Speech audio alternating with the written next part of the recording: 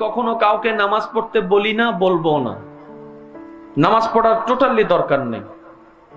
যদি আপনার কাছে আল্লাহর রিজিক না পৌঁছায়, আপনার নামাজ পড়ার দরকার নেই।